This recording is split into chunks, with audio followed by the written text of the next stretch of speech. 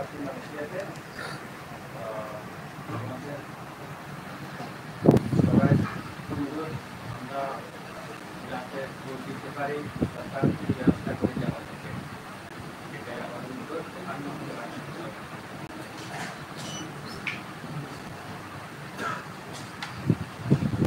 অসংখ্য ধন্যবাদ আমাদের দাউদ ভাইকে সংক্ষিপ্ত বা খুবই সিগনিফিকেন্ট আমাদের সাথে তার মতামত শেয়ার করার জন্য।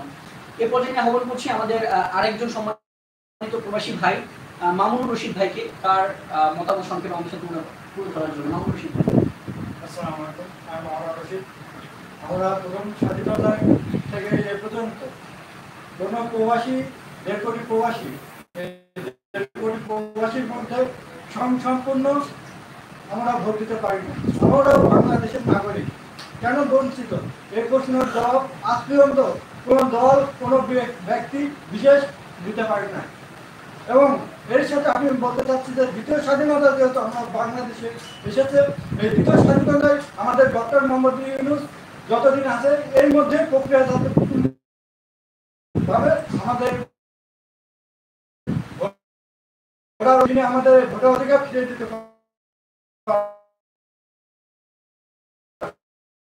আর তাই ইতিমধ্যে আমরা ডিসিশন নিয়েছি যে আমাদের ভোট প্রবাস থেকে আমরা দেব। এটা কিছু 3 মাস আগে এটা হচ্ছে নিবন্ধন করতে হবে প্রবাসীদের। দ্বিতীয়ত ভোট ক্যাম্পিং চালু করতে হবে যাতে সকল প্রবাসী দেখতে পারে কীভাবে ভোট দিতে হবে, কোথায় দিতে হবে, কোন ওয়েবসাইটে দিতে হবে, এবং সেই সাথে ওয়েবসাইট চালু করতে হবে।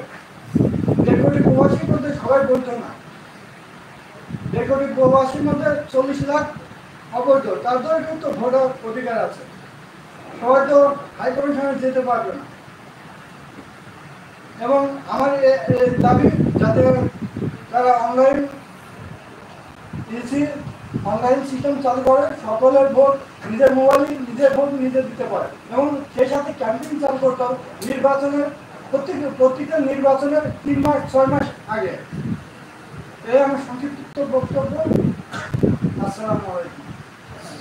অসংখ্য ধন্যবাদ আমাদের মামুনুর রশিদ ভাইটাকে। দেখেন আপনারা যখন কথা শুনলেন, দেখেন ভাই যে কথাগুলো বলতেছিল আবেগ দিয়ে কথা বলতেছিল। তার মানে একজন প্রবাসী একটা দেশকে, বাংলাদেশকে কিভাবে ধারণ করে, তার সেই কথাতেই আসলে আমরা সেটা বুঝতে পেরেছি। সে যখন কথা বলছিল সে কাঁপছিল।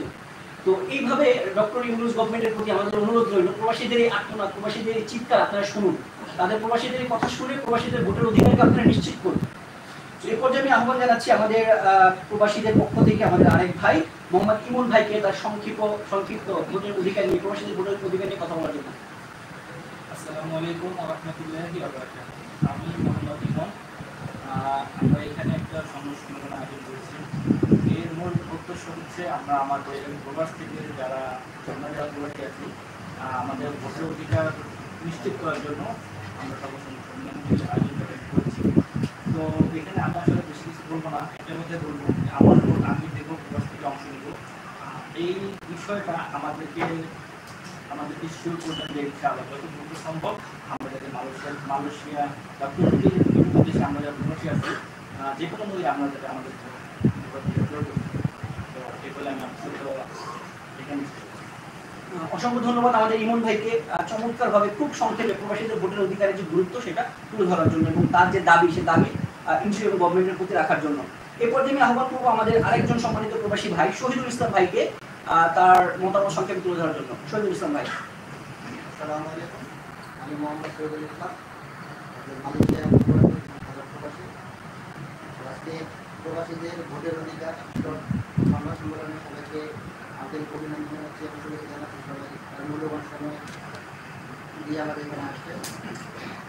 মূল বিষয় হচ্ছে যে আমরা যেটা সংবাদ সম্মেলনের উদ্দেশ্য সেটা হচ্ছে আমরা বিগত যত সরকারি বলেছে যে প্রবাসীদের ভোটের অধিকার দেওয়া হবে, কিন্তু আমরা জানতাম আসলে কোনো সরকারি দিবে আমরা নিজেও জানতাম, কিন্তু আমাদের আসলে কিছু বলার ছিল না, আমাদের বলার ভাষা ছিল না, ওরা আমাদের আটকিয়ে রেখে গেছে।